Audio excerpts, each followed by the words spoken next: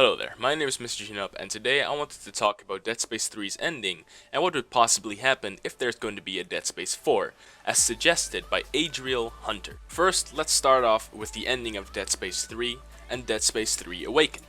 The game is pretty much 3 years old, so let's refresh our memories. Come on! So this is it, huh? We use that codex. Yeah. No more bullshit. We die here, now.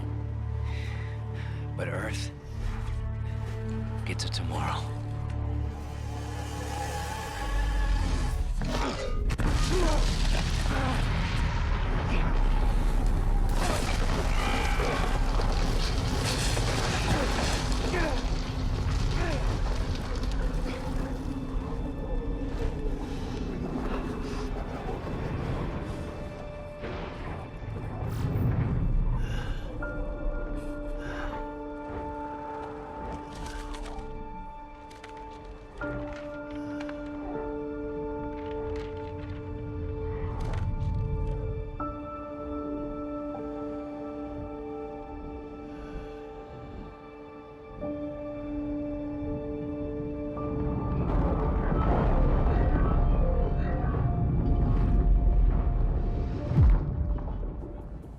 At the end of Dead Space 3, Isaac and Carver both fall down from the moon, but somehow survive. Well, what if the whole event of Isaac and Carver running up and finding the moon was not real, but all a hallucination? Imagine this. If Isaac and Carver can have these realistic hallucinations in the presence of a normal marker, a simple amplifier, how powerful can those hallucinations be in the presence of the monster that's the source of these signals? I assume the fight with the moon was just a battle inside their heads, the same as the battle at the end of Dead Space 2. By the time they defeated the moon, they placed the codex in the machine with still being half in trance, thinking they were flying through the sky, while actually they were still at the machine before it flew off. After they placed the codex in position, they completely spaced out and started to move away from the site, which brings us to the beginning of Dead Space Awakened. Notice how Isaac does not have his black eye and his head wound. This cannot heal over the course of a few hours. This is another clue that shows that the fight might have been just inside their heads. Over the course of the DLC, Isaac and Carver have these insanely powerful hallucinations, even so powerful that they fight necromorphs that are not even there, questioning if there are even any over the course of the DLC. Now, the ending.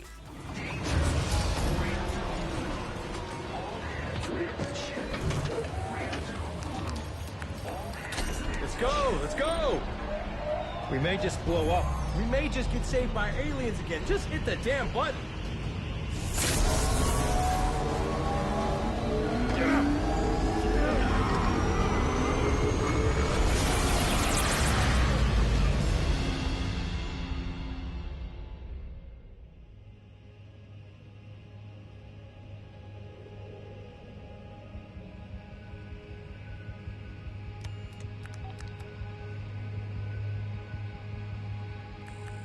Carver. Hey, Carver. We're almost there. oh, we made it? Yeah. Please. D-shocking to Earth space in 3, 2,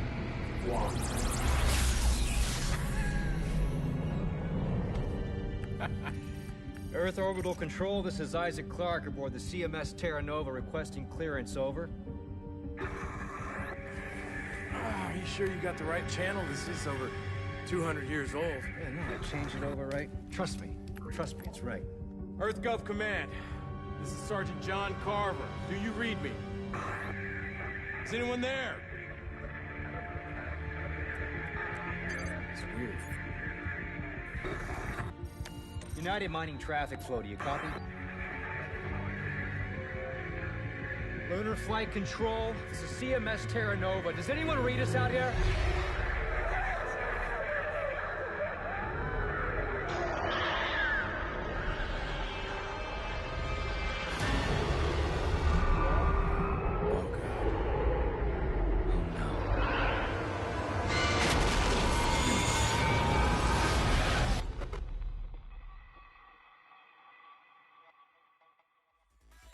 This shows that Isaac and Carver made it out, but it's not over. The Brethren Moon have found their way to Earth, and you can hear the people turning into necromorphs over the comms.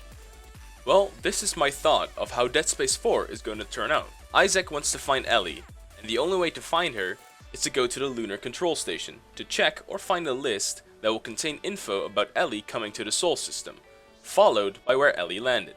Of course, Isaac and Carver fight necromorphs on the way. Now, remember that theory of the Brethren Moon knowing of Isaac in particular? I think the plot will strongly follow this point. The moons over the course of the game will try and communicate with Isaac, and maybe Carver. This will be alongside Isaac's search for Ellie. Having found the coordinates of Ellie's landing, Isaac and Carver will get a ship or a pod to fly to these coordinates. Arriving there, Isaac will try and communicate with Ellie and her rig. Eventually, he gets a hold of her.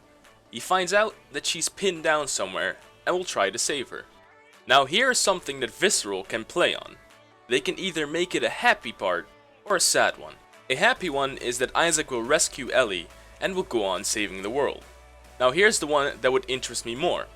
Ellie dies and Isaac slips into a depressed state yet again, trying to take his own life, knowing he has no one left to fight for.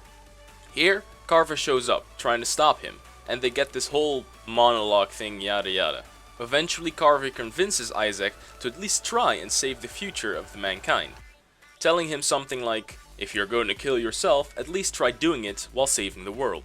Then they will do something to fight the moons, they will probably nuke them or something. This is how far I've got in thinking of a story of Dead Space 4. Now what also could be a thing is either a side story alongside that of Isaac and Carver's, or Isaac and Carver's story intertwining with that of Lexine Weller, the lady from Dead Space Severed and Dead Space Extraction. This would be interesting because she is actually immune to the marker signal. It would be cool to play as a female protagonist in the Dead Space games other than the mobile version. This would be a story I would be very interested in. Now onto the horror elements of the game. The horror elements could be done like this. They could actually try and break some taboo by showing a child or even a baby being turned into a necromorph. We have seen them and most definitely shot them over the course of the games, so why not show a transformation just like in the second one? Also, they can show the complete horror of families being torn apart literally and in a figure of speech. A family seeing their dog being eaten alive, trying to protect them. A father or a mother trying to save their children, and then a few minutes later seeing those children dead somewhere else. Maybe an old lady getting left behind because of the selfish nature of mankind. They could also make so many plays on how other humans would react to utter chaos like this. Not just showing the horrors of the necromorphs, but also the horrors of what humans are capable of in such dire situations. Well, that was kinda my idea of how Dead Space should be, or at least should be in a little bit. I hope you guys enjoyed this probably long ass video. See you on the flip side. Boop!